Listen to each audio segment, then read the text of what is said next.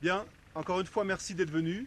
Nous allons maintenant parler d'une journée particulière, qui est la journée du 13 mai 1994, et à laquelle vous avez tous été des acteurs, soit des miliciens, anciens miliciens, soit des anciennes des victimes. Aujourd'hui, notre but, c'est d'essayer de comprendre concrètement et entièrement ce qui s'est passé, ce qui vous est arrivé. Et pour ça, je remercie tout le monde, à la fois les rescapés, mais aussi les anciens miliciens ou tueurs, d'avoir accepté de faire participer à ce moment de vérité. nongeye kubashimira kwa mwemeye mwese kuza hano kugira ngo muduhe ubuhamya mutwereke ibyakorewe hano bamwe ku byababayeho n'abandi ku byo bahakoreye.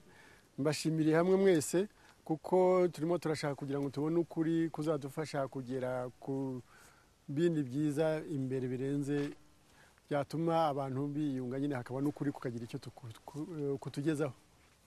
Je vais commencer par vous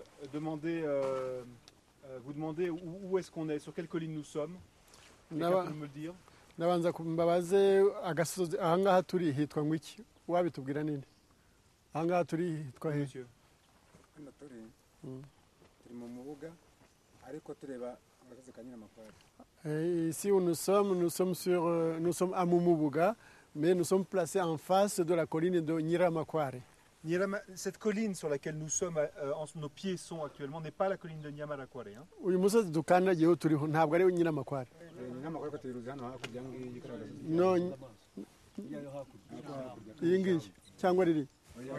Non, Nyiramakware, c'est juste la petite colline là en face de nous, là où il y a du bois, où il y a le bois. Et cette colline là sur laquelle nous sommes s'appelle comment?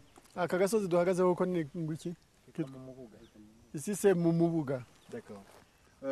Monsieur, vous avez pris la parole en premier, donc je vais vous demander qu'est-ce qui s'est passé le 13 mai 1994 à cet endroit? Niwe wafashe ijambo bwa mbere none nagira ngo nkubaze wowe habaye iki hano ku itariki 13 z'ukwa gatanu 1994? kuri 13 z'ukwa gatanu hano habaye igitero. En date du 15 mai 94. kirimo cy'abasirikare. Vous êtes sûr que c'était le 15 mai hein? Moi je vous ai demandé le 13 mai. C'était le 15 mai? Bon, ngo ryari yakoje kuri 13 z'ukwa gatanu. Hari ngo igitero hano uko duhagaze. Natwe twari hala kuri kara gasozi. En date du 13 mai, sur cette colline, ici où nous tenons, nous est apparu un groupe de gens qui nous attaquaient. Nous étions sur la colline de Nyiramakware. C'était des militaires. Et cette attaque comprenait des militaires rwandais et des blancs.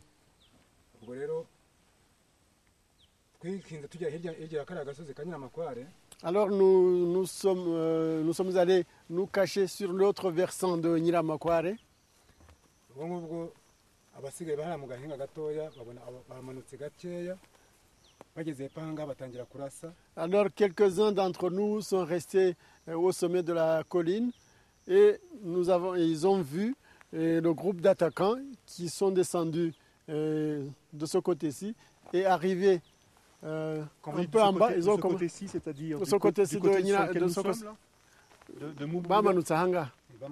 Oui, ils sont descendus de ce côté-ci de Mumubuga. Nous sommes là en ce moment, si je comprends bien, sur la colline sur laquelle étaient les tueurs, tandis que vous, les victimes, étiez sur la colline en face, qui s'appelle la colline de Nyamarakware. Est-ce bien ça? Niba nabyumvise neza ni ukuvuga ngo ahangaha twe duhagaze niho abicanyi bari bahagaze, turi mu mwanya aho bari bahagaze. Mwebwe mwari muri ku musozi hariya wa Nyiramakware, mwe mwahigwaga. Niko bimeze? C'est bien comme ça. Je vous écoute, monsieur. Komeza. Noneho batangiye kurasa, batubonye hari batangira kurasa, kumva imbunda zisanzwe nkuko basanzwe baturasa. Alors ils ont continué, ils ont commencé à nous tirer dessus et nous avons entendu le bruit du boucan avec des armes dont nous n'avions pas l'habitude d'entendre. Qu'est-ce que faisaient ces armes? Izo mbunda zavugaga gute? zari imbunda zavaga amajwi nk'uko atarasanzwe kuko naho yikubitaga igisasu gikubitaga hacukumbaga cyane ku buryo n'abantu bari hafi aho ngaho birundumuraga hasi bagapfa bose. C'était des armes qui faisaient un très grand bruit et même là où tombait le projectile, ça creusait un cratère et souvent les gens tout autour étaient tués. Hanyuma hari n'abantu benshi bari bari hafi aho ngaho, hari ibikuku by'epfo aho ngaha, abantu benshi bagiye bimanuka bakirunda umuriro bikanze urusaku rw'iyo mbunda zikomeye cyane. ibikuku by'iki? Byaho bacukuye gasigirite y'epfo aho ngaho. Et sur cette colline-là, il y avait des trous à travers des tranchées dans lesquelles on creusait de la cassitérite. Et quand ces armes crachaient les projectiles, souvent les gens qui étaient cachés dans ces trous, dans ces tranchées, étaient enterrés vivants par la terre qui les recouvrait. Les soldats blancs que vous avez vus, vous les avez vus de loin, donc vous étiez là-bas et vous les voyez ici, c'est ça? abasirikare b'abazungu mwabonaga ni ukuvuga mwabareberaga kure, noneho mwabonaga muri hariya nabo bari ahangaha. Nabo bamanutse hepfo aho ngaha, nyine bakubitaga igisasu hariya, babona hari imirambo iri kwihirika bakamanuka bajya kureba ko hari abapfuye, interahamwe zikagenda zibahura. Eux, ils sont descendus également un peu plus bas, ils ont continué à tirer et des fois ils s'approchaient même des corps pour voir si les gens étaient morts. Et puis les interahamwe, ils continuaient eux, à finir ceux qui n'étaient pas complètement morts. Fidèle, tu étais à cette époque-là un ancien milicien, n'est-ce pas? Fidèle, kiriya gihe we wari interahamwe? Nibyo? Oui. Tu faisais partie de l'attaque de ce 13 mai 1994 que vient de nous décrire monsieur. Wari muri kiriya gitero cyo kuri 13 z'ukwa gatanu uriya mugabo amaze kutubwira? Oui, tout à fait, et même je me suis accusé de cela et je me suis repenti et je demande toujours encore pardon à ces personnes qui sont ici.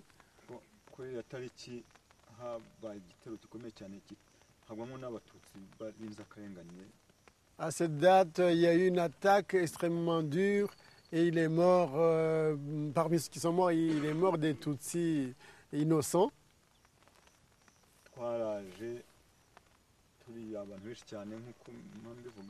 Nous sommes venus, nous étions un très grand nombre d'attaquants.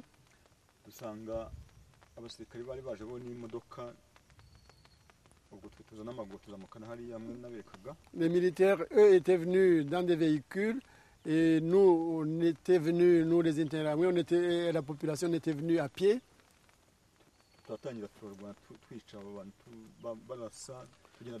Et nous avons commencé à attaquer ces personnes-là et les militaires tiraient.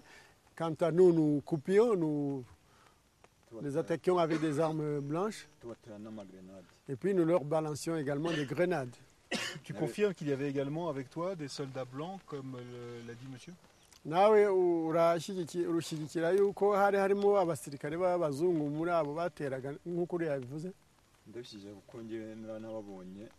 Je le soutiens parce que moi d'ailleurs je les ai vus. Ils se trouvaient en compagnie des soldats de Habyarimana, donc du gouvernement, ainsi que des gendarmes. Monsieur, les soldats blancs que vous avez vus, étaient de quelle nationalité, le savez-vous? Niko watubwira abasirikare b'abazungu babonye ubwoko bwabo, ubwenegihugu bwabo? Rwose gutoranya ubwoko bw'abazungu numva ntabishobora kuko nabonaga ari abazungu ariko ntashobora kuba ngo non, écoutez, différencier les nationalités des blancs, ça moi je peux pas le faire, je ne savais pas, je voyais que c'était des blancs simplement. Est-ce qu'aujourd'hui vous le savez? Uyu munsi surabazi noneho uzi ubwoko bwabo? N'ubu ndabona umuzungu nkabona ko ari umuzungu ariko sinaba ngo ni umwenegihugu uyu n'uyu. Même aujourd'hui, quand je vois un blanc, pour moi c'est un blanc, c'est tout, je ne connais pas sa nationalité. Aujourd'hui, est-ce que vous savez de quelle nationalité étaient ces blancs qui vous ont attaqué le 13 mai 1994?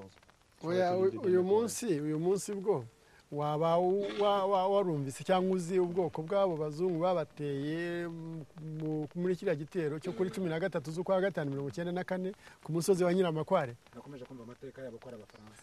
J'ai entendu à plusieurs reprises que c'était des Français. Et qui c'est qui vous l'a dit? Ninde wabikubwiye? ubundi twakomeje kumva ko abo bazungu baje bazanye n'ibyo bitero by'interahamwe ngo hari abafaransa bari abatoza ngo batoje interahamwe ariko n'ubundi twabyumvise inyuma tuvuga ko wenda hari ingabo zagomba kudukiza z'abazungu ariko ngo hari n'izindi zatoje interahamwe zagomba.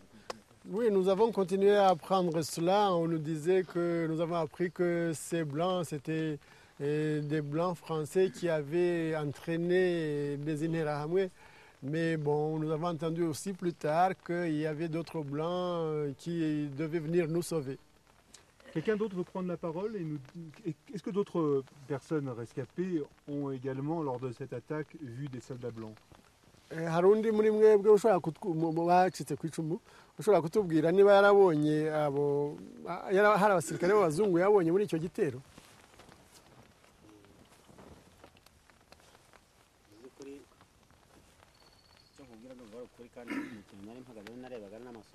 Oui, ce que je vous dis, c'est la vérité. Ce sont des choses que j'ai vues de mes propres yeux.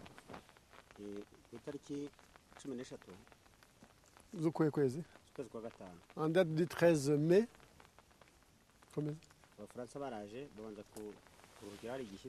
Les Français sont venus, se sont d'abord reposés à Gishita. Mais ils étaient venus la veille et ils avaient passé la nuit à Gishita, la veille au 12. Alors le lendemain matin, ils sont venus ici dans le Bisesero. Combien ça?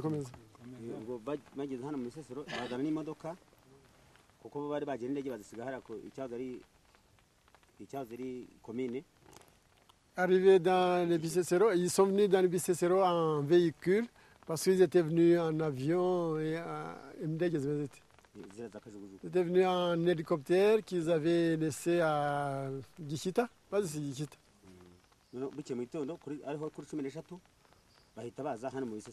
Alors le lendemain, 13 mai, ils sont venus ici dans le Bisesero.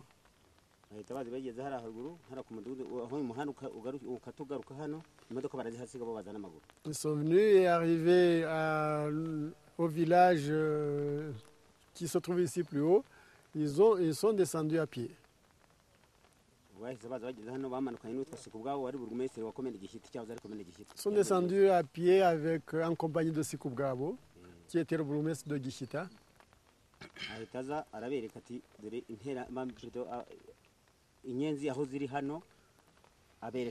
Il leur a montré la colline de Nyiramakware là en face en leur disant voilà, les Inyenzi se trouvent par là. À qui il l'a montré Il montrait aux Français. Mais comment vous pouviez voir ou tout au moins entendre cela?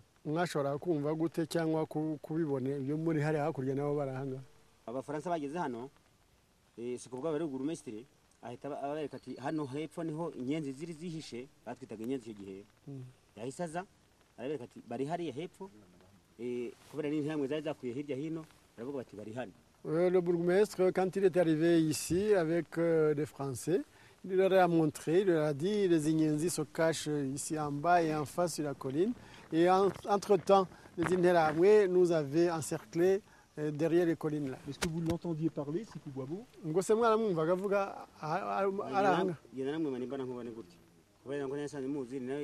Moi je l'ai vu de mes propres yeux, je le connaissais, c'était notre bourgmestre. Mais vous l'entendiez parler ou vous l'entendiez juste, vous le voyez juste désigner? Non, ndakubaza waramubonaga waramwumvise cyangwa ntabwo wamwumvise n'amatwi? Je l'ai vu mais je ne l'ai pas entendu. Non, je l'ai vu de mes propres yeux et ce qu'il disait, je l'ai entendu. Il disait, ils sont par là et c'est là qu'ils se sont réfugiés. Quand vous dites les soldats français, à cette époque vous voyez des soldats blancs, est-ce que vous savez déjà que ce sont des soldats français?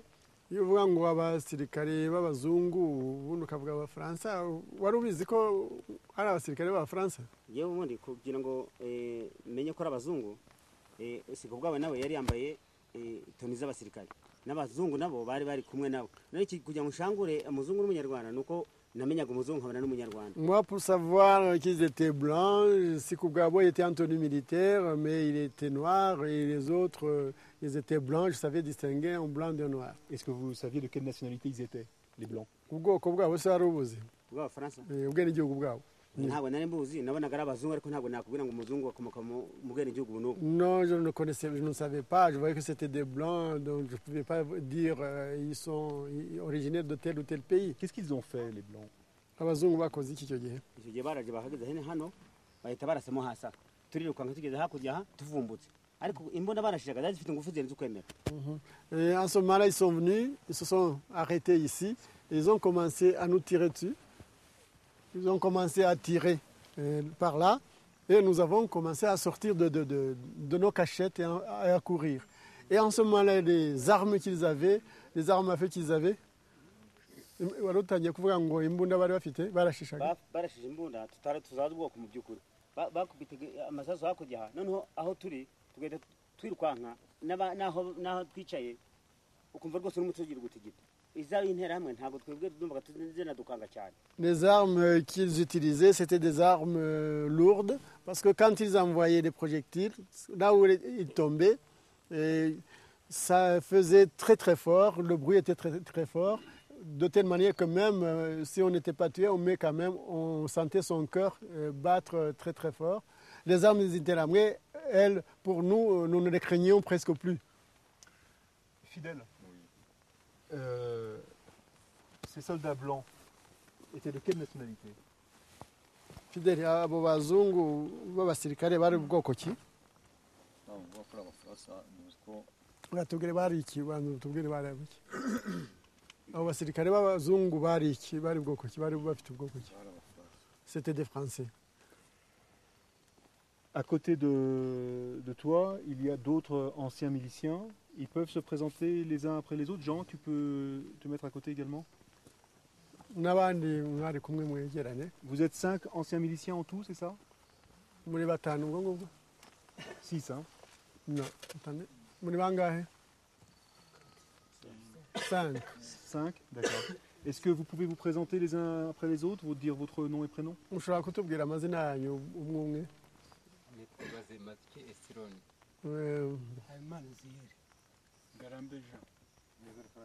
Qui ça?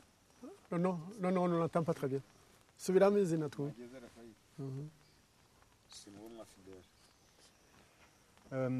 Est-ce que quelqu'un veut nous parler un petit peu de l'endroit où il était ce 13 mai 1994, avec qui il était, ce qu'ils ont fait?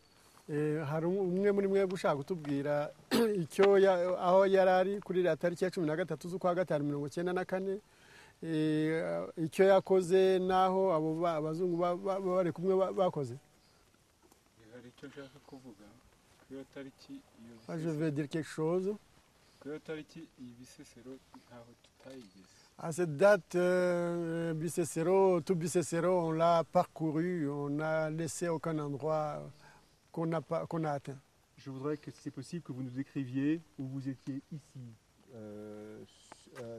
Vous étiez sur la colline de Mumubuga, est-ce bien cela, et où vous étiez dans un premier temps? Twashaka ko mu gice cya mbere mutubwira mutwereka ukadusobanurira aho mwari muri hano kuri aka gasozi niba ariko ka Mumubuga mukatwereka uko aho mwari muri mbere yo kujya ahandi. Turi aha ngaha aha duhagaze niko twari turi.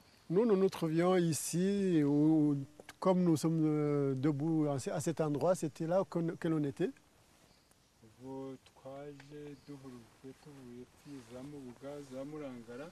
Alors nous sommes venus d'un peu partout, Mubuga, Murangara, parce qu'on nous demandait de venir ici.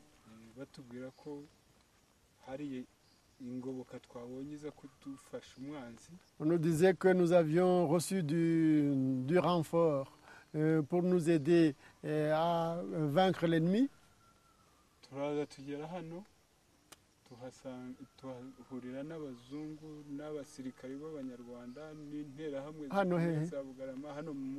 Nous sommes venus jusqu'ici à Mumubuga où nous nous sommes rencontrés avec les interahamwe qui arrivaient d'un peu partout ailleurs, de Gisovu, de Baturutsehenahe. na za bugarama Et même de Bugarama, c'est dans Cyangugu. na za gikongo Et les autres arrivés aussi de Gikongoro. tugeze hano ubwo abasirikari b'abanyarwanda n'ab'abazungu ariko twe twari tuvuye iwacu batubwira ko hari abafaransa baduhururiye. Quand nous sommes arrivés ici, on nous avait dit qu'il y avait des Français qui étaient venus nous donner du renfort. Et arrivés ici, nous avons trouvé des soldats rwandais et des soldats blancs. ubwo twageze hano abo bazungu n'abasirikari b'abanyarwanda barasaga hariya hakurya kuri kariya gasozi muri ziriya pinusi. Quand nous sommes arrivés ici, ces blancs et ces militaires blancs et ces militaires rwandais ils étaient en train de tirer vers la colline là en face. Pinus, Pinus, oui, c'est la colline là couverte de pinus. ubwo noneho twaje kugera aho ngaho igihe bagiye babatsinsura tujya kureba ababa baneganega tukajya tubasonga. Alors, dès qu'ils les aient bombardés suffisamment, nous sommes allés voir s'il y en avait qui avaient survécu ou qui n'étaient pas encore morts, tout à fait morts, et nous les avons achevés. nuko byagenze. C'est comme cela que ça s'est passé.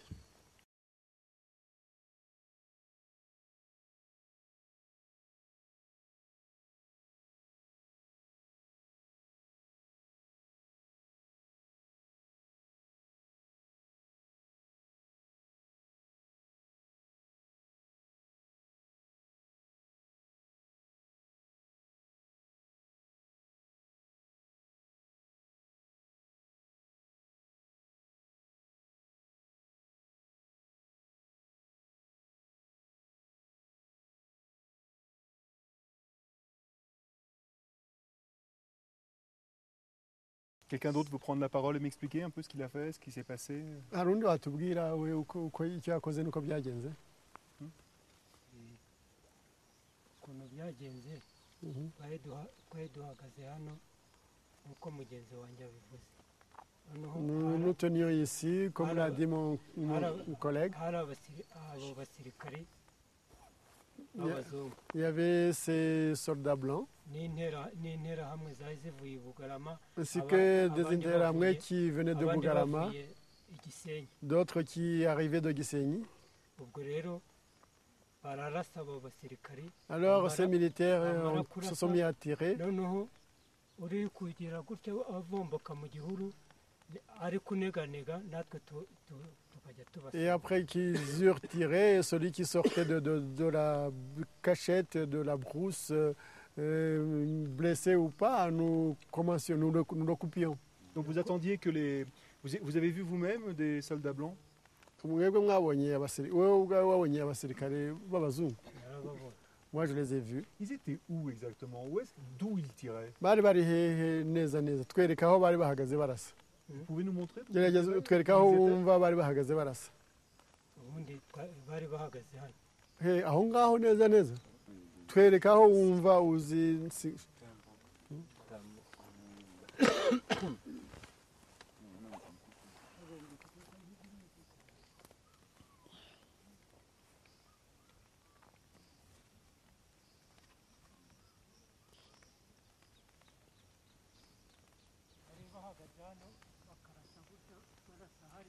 Ils étaient là, ils étaient ici et ils tiraient dans la position dans laquelle moi je suis, et ils tiraient sur la colline. Est-ce qu'il y en avait plusieurs? Restez ici.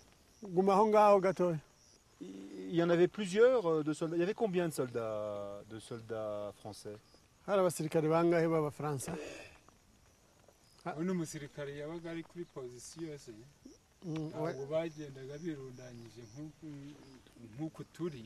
umwe yabaga ari nka hariya undi ari nka hariya undi ari nka Les soldats avaient chacun sa position, ils n'étaient pas collés l'un contre l'autre.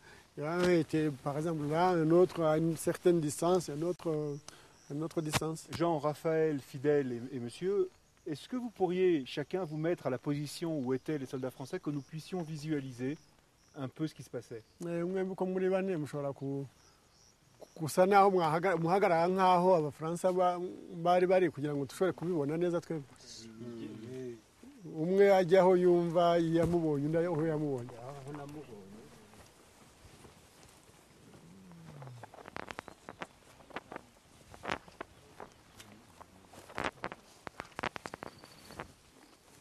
Fidèle aussi? Fidèle, nawe? Ok. Ah, moi c'était plus loin. Il n'était pas là. Non, non, il dit que c'est oui, que c'était plus loin.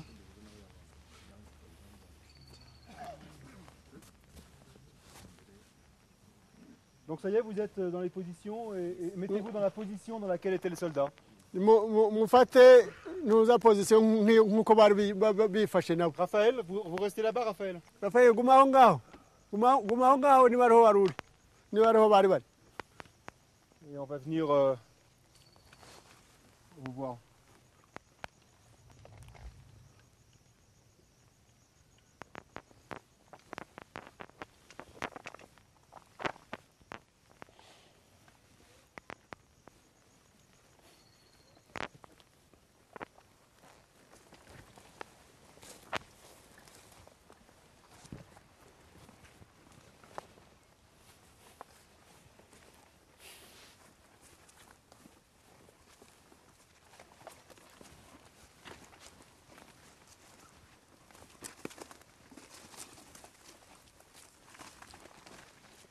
Il y avait bien un soldat français ici, c'est ça?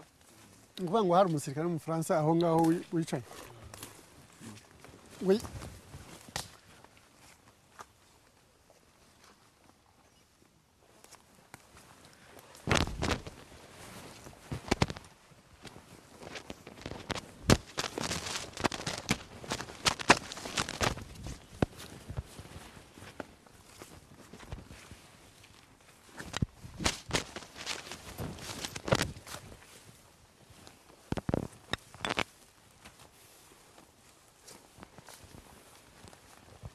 Jean, tu confirmes bien que tu es assis à la position où se tenait un soldat français le 13 mai 1994 en train de tirer en face sur les Tutsis. Jean, uremeza ko aho ngaho wicaye ari neza aho umusirikare w'umufaransa umwe yari ari muri ku itariki ya 13 z'ukwa gatanu 1994 barasare hakurya. Wari aha ngaha abashakaga kuzamuka bajya ibiti byari bitarakura yarasaga we hari celui qui se trouvait ici, ces arbres n'étaient pas encore là, n'étaient pas encore grandis, et lui il visait la partie haute de la colline pour empêcher ceux qui voulaient fuir vers là-bas, vers cette direction nord. Est-ce qu'il y avait des arbres sur la colline en face à ce jour-là? Allez, hakurya hari ibiti icyo gihe. biriya biti byari bihari Biriya bya pinusi. Ces arbres-là y étaient, oui. Mais alors, quand les soldats français tiraient sur la colline d'en face, ils ne voyaient pas les Tutsis. Ni ukuvuga ko igihe abafaransa babaga barasariye hakurya muri kariya shyamba ntabwo abatutsi babaga babareba. Abafaransa ntabwo babaga babona abo batutsi. Ntabwo abafaransa barasa ntabwo babonaga barimo kurasa mbega. ubundi barasaga bataruzi neza abatutsi neza kuko babanje kujya ku gasozi hariya hari ahantu mwabonye hadateye ibiti noneho bo bihindira mu ishyamba bamaze kwihindira mu ishyamba bakarasa no mu ishyamba rwagati kugira ngo bavemo kandi naryo ryari ritarakura cyane. Au départ, les Tutsis se trouvaient sur le sommet de la colline, là où il n'y a pas d'arbres. Là, vous l'avez vu. Ils ont commencé par leur tirer dessus, là-bas. Ensuite, tout ce qui se cachait là, tout ce qui était là, ont couru vers le bois de pinus. Et les Français ont continué à tirer dans le bois, même s'ils ne voyaient pas les gens qui se cachaient dedans.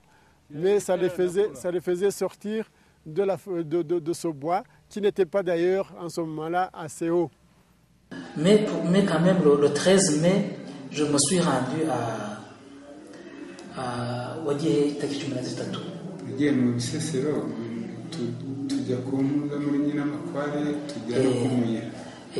Mais quand même le 13 mai, je me suis rendu avec les Blancs à Moïra et à Nyiramakwari. Je suis allé là avec des Blancs et d'autres populations. Et d'autres nombreuses populations. Ça, c'était quelle date? Hari tariki zingahe aho ngaho? Njyewe nagiye 13. Et Dieu n'a dit, moi-même je me suis rendu là le 13 mai. D'accord. Ok. Je vais lui montrer des. Est-ce qu'il a vu les blancs tirer avec les armes? Wabonye abazungu bafata imbunda bakarasa ku bantu? Bari bazifite bafatikanyije n'abajandarume n'abapolisi n'ibiki byose. Les Blancs avaient des armes et ils appuyaient les gendarmes et ainsi de suite. Et la police. D'accord. Je vais lui montrer des armes, des différentes armes, et il va me dire s'il y a des armes qui lui font penser aux armes qu'avaient les Français. Ngiye kukwereka ibirwanisho bya kizungu imbunda bakoreshaga, hanyuma mbwire niba muri ibi ngibi hari ibyo wabonye abafaransa bakoreshaga. Je vais lui faire passer, je vais lui faire défiler plusieurs armes, d'accord? Il va me dire celle qui lui ressemble le plus à celle qu'il a vue. Ajya kukwereka ibirwanisho biriho, hanyuma uragerageza umubwire ibirwanisho bisa n'ibyo yabonye bakoreshaga. Ok? Alors, icyo se nakibonye. Ça, il n'a pas vu avant, il n'a pas vu. D'accord. Nicyo se nakibonye. N'icya kabiri aussi. D'accord, la deuxième non plus. N'icya gatatu nacyo yabonye. Troisième arme, il n'a pas vu. 1, 2, 3 armes, il n'a pas vu. Quatrième aussi. Ok. Ça aussi, non. Pardon. Ça, c'est un missile. Ça, c'est quoi? Ça, il a vu. Ce n'est pas l'arme, c'est le missile qui est dans l'arme, hein, d'accord? C'est le missile. Oui, c'est le missile qui est dans l'arme. Iyo nabonye niyo bacomeka ku mbunda isanzwe. Il a vu la missile qu'on connecte sur l'arme. D'accord. Est-ce que le bout là, ça lui ressemble un petit peu, le bout là akagatwe kayo urumva barakabonye ucomekaho? Iyo nabonye imbere yabaga imeze nk'agahiri, icyo bacomekagaho imbere yabaga imeze nk'ubuhiri bagacomeka ku mbunda, noneho bakarasa igatumukana ka kandi bacomeka. L'arme qu'il a vu, c'est quelque chose qui était comme qui était un peu gros au bout, comme un des sortes de bout du gourdin, comme ceci. Et puis on connectait sur l'arme et quand on tirait, ce bout partait. D'accord. Ok. Et ça, par exemple, est-ce que ça ressemble un peu ou pas? Ça, il n'a pas vu. Ça, il n'a pas vu. Ahubwo uyu nguyu umeze gutya, uretse ko bakoreshaga nk'izi mbunda tubona hano, bakoreshaga imbunda tubona hano, ariko bakaba arizo bashyiraho icyo gisasu kindi kikagenda kikikubita hirya kigashanyagura abantu benshi. Ils utilisaient les armes comme les armes qu'on voit ici au Rwanda, mais ce bout pointu comme était sur le bout du fusil, ça partait immédiatement et ça détruisait des populations entières. Ok. Restez là, Jean, et on va vous appeler après. Nous, on va voir les... ubugumye aho ngaho turagaruka cyangwa turaza guhamagara Les soldats français.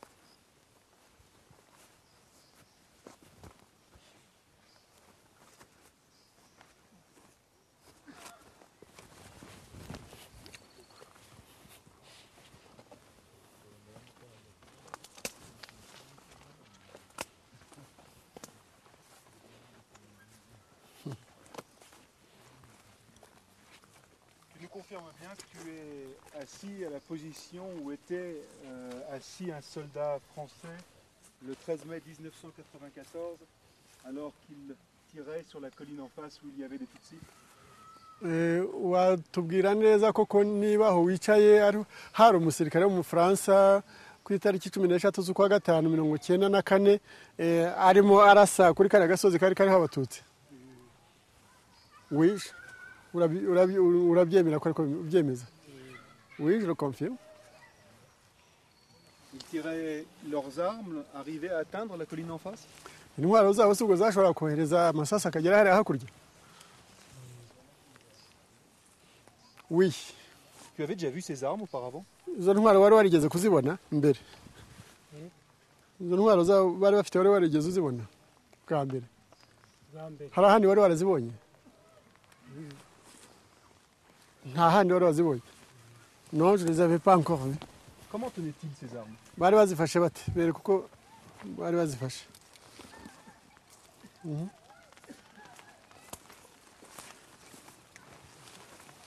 Nuko bari bazifashe. Ok, nous allons voir maintenant le prochain témoin, qui est Raphaël.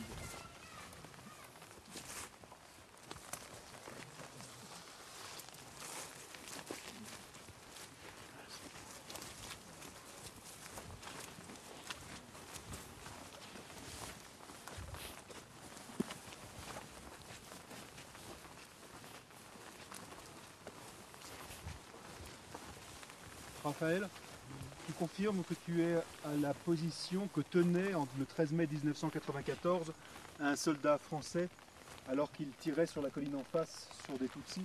Raphaël, uremeza ko aho ngaho uhagaze hari umusirikare w'umufaransa ku itariki 13 z'ukwa gatanu 1994 arasa ku batutsi bari hariya hakurya? Umusirikare w'umufaransa niba ari we ni umuzungu nasanze ahagaze aha ariko twari tuvuye ruguru. Le soldat français que j'ai trouvé ici, je ne sais même pas si c'était français, en tout cas le soldat blanc que j'ai trouvé ici.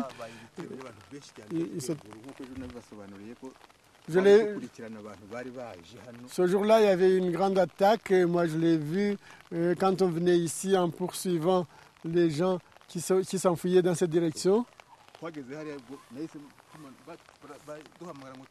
Mugeze he? Lorsque nous sommes arrivés là sur la route,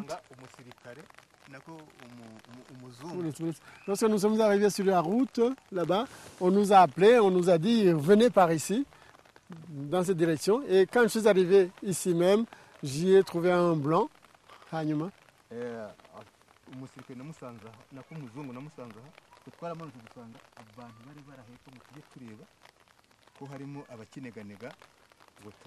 Ce blanc se tenait ici et on nous a dit de descendre et de rechercher les blessés qui seraient encore là-bas en dessous. Et qui vous a dit?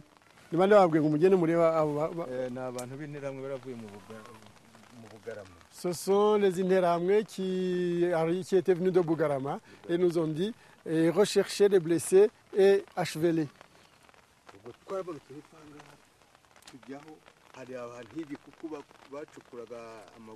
Alors nous sommes descendus ici en bas et il y avait des tranchées dans lesquelles des galeries où l'on creusait des pierres précieuses, de la cassitérite.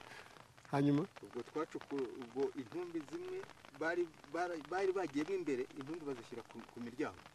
Alors les survivants s'étaient enfoncés dans les galeries et ils avaient bloqué les galeries, l'entrée de la galerie avec leurs morts. Nous avons alors enlevé ces morts qui bloquaient l'accès des galeries et nous y avons trouvé à l'intérieur des gens encore vivants. Nous les avons vus et puis nous les avons tués. C'est ça mon témoignage. Est-ce que les soldats blancs vous ont laissé aller sur place ou est-ce qu'ils vous ont accompagné? aba basirikare b'abazungu barabohereje mu gihe mwenyine cyangwa barabaherekeje? Ntabwo njye noherejwe n'umusirikare w'umuzungu, noherejwe n'interahamwe. Moi, je n'ai pas été envoyé là-bas par un blanc, mais par un interahamwe. Mais je suis passé ici et je suis passé à côté du blanc qui se tenait ici. Comment se tenait-il? Et si ça, par exemple, c'était son arme, comment la portait-il? Niba yarahagaze ate cyangwa yari afite position yihe, afite tuvuge nk'iyo n'intwaro ye, yarayifashe gute? Ntabwo nashoboye kumenya uko imbunda yarayifashe. Nta n'ibyo nagomba kugenzura. Icyo nagenzura kuko n'interahamwe zari ziri kumanura hano, ariko umuzungu nawe yari arimo. Je n'ai pas observé la position ni la façon dont il tenait son arme. Là, c'était une affaire des interahamwe. Moi, je passais pour descendre là-bas. Il était en uniforme? Yari yambaye imyenda y'igisirikare. Oui. C'était comme ces herbes, c'était la couleur de ces herbes. Et il tirait pendant que vous passiez devant lui? Munyuze imbere yararasa, yararasaga. Wahise arimo arasa. Njye ngera ahangaha abantu bose ngo bari hakurya bose bari bamanuye babarashe. Twari turi kugenzura abasigaye. Moi, quand je suis arrivé ici, toutes les personnes qui se trouvaient sur la colline avaient été tuées ou ils étaient descendus plus bas dans la vallée. Et nous ne faisions que contrôler s'il y avait des survivants et les tuer. Donc les tirs étaient arrêtés? Nous voyons ntabwo bari bakirasa byari byarangiye. Abantu bari bashizeho ndi twageze inyuma, nageze inyuma. Ntabwo bari bakirasa. Non, ils ne tiraient plus. Moi, quand je suis arrivé, il y avait presque plus de survivants, il n'y avait que des corps morts. Ok, on va rejoindre les rescapés. Restez ici un instant, Raphaël. Pendant l'opération turquoise, quand il y a beaucoup de Français, quand l'opération turquoise, donc c'est à la fin juin, où est-ce qu'il est exactement? Qu'est-ce qu'il fait et qu'est-ce qu'il fait? cya operation turquoise ukwezi kwa gatandatu gushira wari uri hehe? Je me trouvais ici même à Mobuga. J'étais ici même à Mobuga. Est-ce qu'il a participé aux attaques à la fin juin? Wagiye mu bitero byo mu kwezi kwa gatandatu kurangira?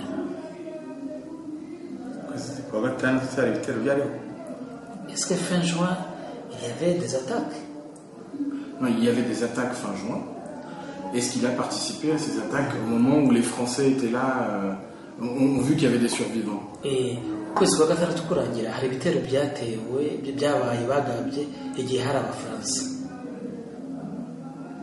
ko abantu bari barokotse abandi barapfuye twari twasigaye hari ibitero byababayeho. Byabayeho France haje abafaransa ukwezi kwa 24 z'ukwa karindwi nakoze kwa gatandatu bigeze muri 27 z'ukwa gatandatu. Autour de les dates de plus de 20 de juin, ouais. Il y a eu des Français. Oui, c'est ça. Et est-ce qu'à ce moment-là, il a participé à des attaques? Et mu bitero byo muri icyo gihe byabaye wabigiyemo? Oya. Cyo nagiye muri byo mu kwezi kwa kane no kwa gatanu. Non, moi j'ai participé aux attaques d'avril et mai. D'accord. Pourquoi il participait plus aux attaques au mois de juin s'il participait en avril et en mai? Ko muri ukwezi kwa kane kwa gatanu wagiyemo kuki utagiyemo mu bindi bitero? Kubizagiye mu bindi bitero byo mu kwa gatandatu? Nta ngufu byari bifite cyane twari. Nta ngufu byo bitero byari bifite byo mu Abafaransa bamaze kwagera ntabwo bitero ntabwo byari bikomeye cyane. Barindaga bari baje bavuga mu zone Croise zone. Et à ce moment, on n'a pas les attaques de fin juin n'étaient pas des attaques fortes, importantes, parce qu'à ce moment les Français de la zone turquoise venaient de venir.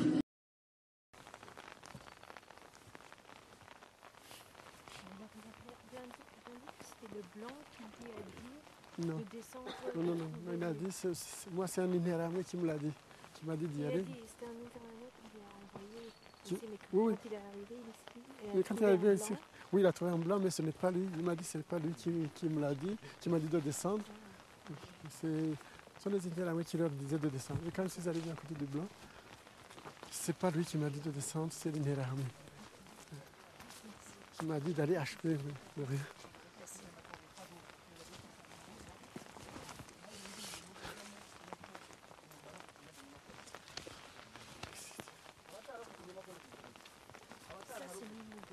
Mumubuga we. ça c'est mignon.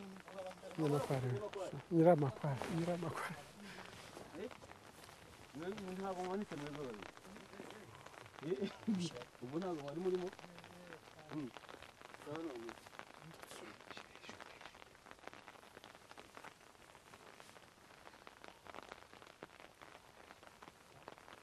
Fidèle, tu peux aller rejoindre Raphaël 2 minutes, on t'appelle juste dans 2 minutes. Raphaël. Oui, vas-y. Egera Raphaël. Allez, Ahil. Rejoins Raphaël, on te rejoint dans 2 minutes. Dans 2 minutes, on vous appelle. Komeza hirya.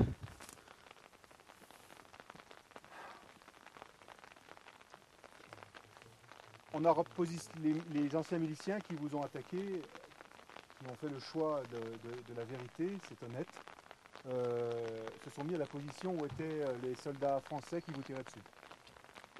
Twamaze gusaba abari interahamwe icyo gihe babateye mu bihagararo aho abafaransa babarasaga abasirikare b'abazungu babarasaga bari bariya turabemera nk'abantu bashaka kuvuga ukuri bariya babateraga nabo. On dit des choses quand certaines personnes sont là et puis il y a des choses qu'on dit plus facilement quand ils ne sont pas là. Aujourd'hui, c'est effectivement la politique et celle de la réconciliation et ce sont des choses plutôt belles. Maintenant, exprimez-vous un petit peu librement sans qu'ils soient là dans un premier temps et puis ensuite vous parlerez tous ensemble. Mais je voudrais d'abord vous entendre seul et vous exprimer comme vous avez envie de vous exprimer. Si quelqu'un veut prendre la parole et dire ce qu'il a vécu ici,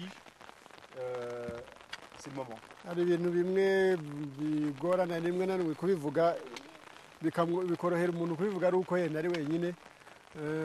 Yego turi muri politike y'ubumwe n'ubwiyunge ni byiza, ariko niyo mpamvu ushatse kugira ngo mbumve mwenyine nonaha mu kanya gato mu gihe abandi nabo bataraza ngo nabo batubwire icyo batekereza. None niba bafite icyo atubwira nagira icyo atubwira. S'exprime sur quoi? Sur le massacre d'ici à Nyamakware et vous dites ce que vous avez envie de dire sur ce que vous avez vu, sur la participation des soldats blancs, si vous les avez vus, racontez-nous. Ni ukuvuga ufite icyo atubwira ku byo yaboneye kuri Nyiramakware, kutubwira uruhare rw'abo basirikare b'abazungu, ngaho tubwire niba ufite icyo tubwira. Ngewe ndi hariya ariko ukubabona nabonaga ari abantu, impamvu nabonaga dutandukanye, nabonaga bambaye imyenda imeze nk'amashangara, ubundi nkabona bambaye ibigofero. Bande amashangara ni abazungu. Wari kuri Nyiramakware. Moi je me trouvais également à Nyiramakware et je dis que ce qui m'a permis de distinguer ces blancs de nous-mêmes, c'est qu'ils avaient des uniformes. Amashangara ni iki? Bari bambaye imyenda kubera ko ntabwo yari imeze nk'iyacu. Ils avaient des habits différents des nôtres. Noneho n'ingofero zimeze nk'ibisuperi. Et des casques. Vous parlez des soldats blancs que vous avez vus? Turavuga abasirikare b'abazungu babonye. Oui. Et quand vous les avez vus, ils étaient loin de vous? Mubabona se bari hafi yanyu cyangwa bari kure yawe? Bari kure kuko twe twari turimo hariya hakurya nabo bari mu misozi gutya no hano bari kugenda. Ils étaient loin, nous on était sur la colline en face et eux ils étaient ici sur cette colline. Et on par arrive exemple. de si loin à voir des hommes, de distinguer des hommes blancs, des hommes noirs. waba uri hariya hakurya ukabona umuzungu ukamenya kumutandukanya n'umwirabura uri hariya hakurya nawe ari ahangaha. ahanini nanone dufite n'abandi hariya haruguru hafi barabanje barabahamagara bakababwira ngo nibaze babaremere inama ngo intambara yarangiye. Igihe bari kubaremera inama intambara bavuze ngo intambara yarangiye, bukeye bwaho bahita baza barabegeranya ngo babaremere inama ngo intambara yarangiye. Buretse gatoya. La raison pour laquelle on pouvait les distinguer, c'est que déjà il y en avait d'autres qui étaient venus sur la colline en haut et qui nous avaient rassemblés, qui avaient rassemblé des gens leur disant la guerre est finie, venez, on va vous aider. Et après, ils ne l'ont pas fait. Et le lendemain, ils sont venus et ils ont commencé à les tuer. Donc vous voulez dire qu'ils vous ont appelé à vous rassembler, des soldats blancs vous ont appelé à vous rassembler le 12 mai. Ni ukuvuga ko abasirikare b'abazungu babahamagaye ngo muterane mukore iyo nama hamwe nabo ku itariki 12 z'ukwa gatanu. Le 13. Vous avez dit que le 13 mai, vous avez subi une attaque, c'est cela? Mwatubwiye ko kuri 13 z'ukwa gatanu aribwo mwagabweho igitero. Et que c'est cela que j'ai vu. Moi, j'étais encore très jeune. Il y a quand même des grandes personnes qui étaient grandes à l'époque. Et le jour où les soldats blancs, vous ont demandé de sortir de vos cachettes, de vous dire que la paix était revenue, c'était la veille ou c'était le même jour que l'attaque?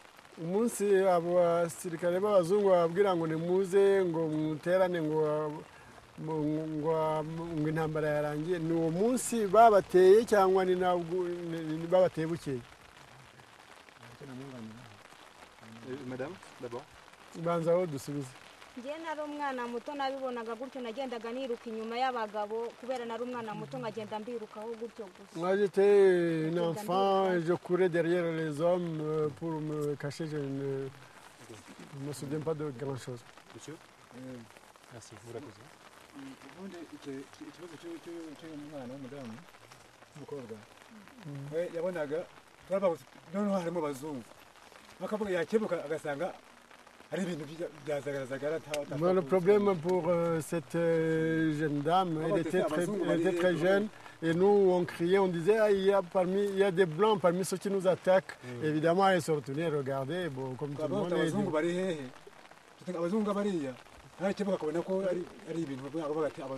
Et quand nous on disait des blancs sont là, il y a des blancs qui nous attaquent, elle a dû simplement saisir ça. Regardez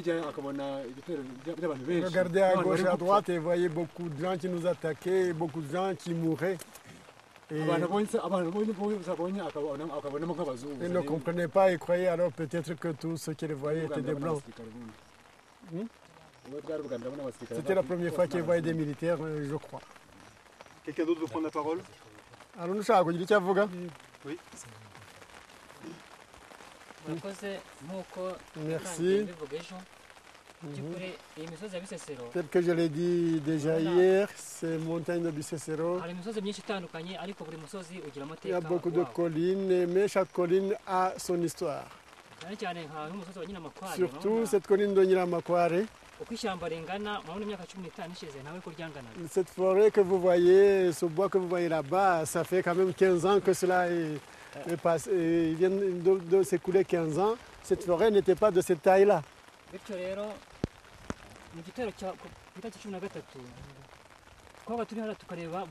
Ainsi, dans l'attaque de ce 13 mai, nous pouvions voir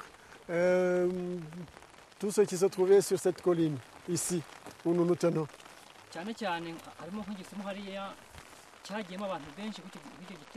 Là-bas, il y a une galerie, une grande tranchée où se sont cachés énormément de gens.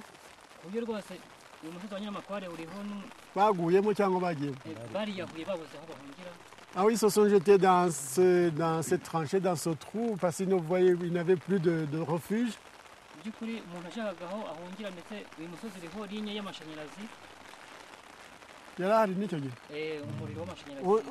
On cherchait partout où s'enfuir, et comme cette colline est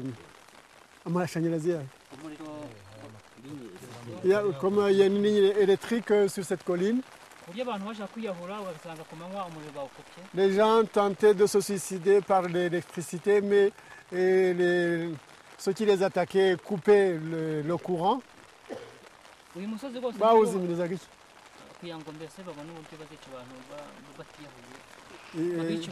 Pourquoi ils coupaient le courant? Ils coupaient le courant pour que les gens ne puissent pas se suicider et mourir moins, en ayant souffert moins. C'était pour mieux les torturer plus tard en les attrapant.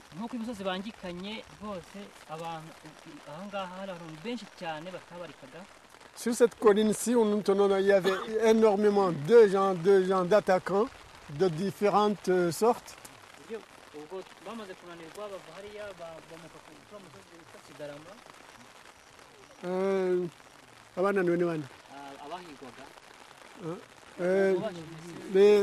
Les victimes, bon, ceux qui étaient attaqués, ont fini par se fatiguer. Ils sont descendus sur la colline Kigarama. Kigarama.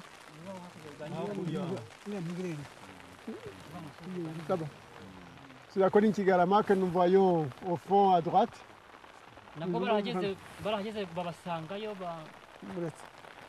Est-ce que tu as vu des soldats blancs?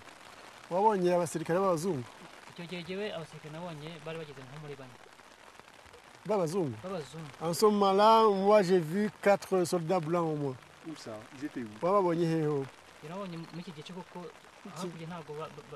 Je les ai vus de ce côté-ci car ils n'étaient pas encore parvenus. Ils n'étaient pas parvenus sur la colline en face. J'essaie de comprendre. Ils étaient sur quelle colline? Ils étaient sur cette colline-ci, donc la colline la colline Momobuga. Qu'est-ce qu'ils faisaient?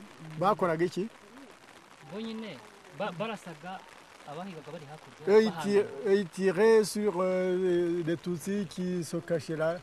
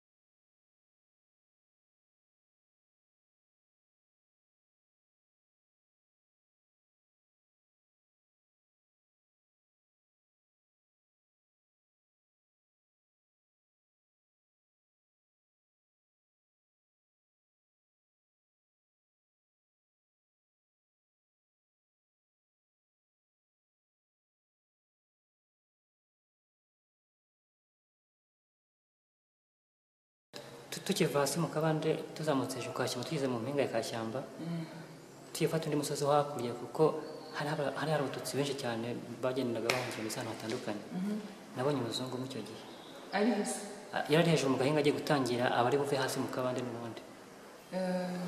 Je crois que moi ce jour-là quand je quittais pour rejoindre les autres, c'est là où j'ai distingué un blanc parce que moi j'étais pas tout près de la route. Et je l'ai vu, il était en fait mon bingayo umusozi. Umusozi wo hejuru ku kashyamba hejuru. Twaturi mbese tuve mu kabande tuzamutse noneho turenze kashyamba dufashe umusozi wo hata ku kagari. Tukigira hejuru turi kwa kagari. Ah oui, nous parce que comme je le disais on était sur Kashamba mais dans la vallée de Kashamba. Alors quand les tirs ont commencé, on a été obligé de monter sur Kashamba pour traverser et aller vers Ikagadi pour essayer de rejoindre les autres Tutsis. C'est là où moi j'ai distingué, parmi les gens qui tiraient, c'est là où j'ai vu un blanc. Parce que je ne voyais pas tous. Et il se trouvait où le blanc sur Yari ahagaze hehesi. We yari mu gahinga hejuru y'uwo musozi tugera kumwe n'abapolisi. abapolisi bari bakomeye. Lui, il était. Et elle, voilà, ça, c'est non, voilà, ça. nawe yararasaga we yari afite imbunda iyo mbunda niyo mpamvu twavuze tuti iyo ni yabo kuko ijwi ryayo ryabaga ritandukanye n'izindi twari tumaze iminsi tumenyereye. Lui, en fait, quand je l'ai vu, moi, j'ai pas vu les autres qui étaient avec les militaires. Lui, il était comme ça à côté des policiers qui étaient là, tout près de la colline de la route qui est sur la colline de Kachamba. Moi, si je dis que ce tir que j'ai entendu qui a tué une personne à côté de moi, si je dis que c'est peut-être lui qui a tiré, c'est parce que c'était la première fois que j'entendais. Donc, je ne dirais pas ce qu'on dit, la voix de fusil, non. Donc, que j'ai entendu ça, quelque chose oui, son de très fort. Mais je ne l'ai pas vu tirer, en fait. D'accord. Mais est-ce qu'il était derrière les grosses armes ou il était à côté? Ese ahagaze hari ibibunda byari bishinze cyangwa yari iruhande rwazo? ntazari zari icyo gihe. Lui, en fait, ça, il n'a pas vu. Il n'a pas vu parce que... Oui. D'accord.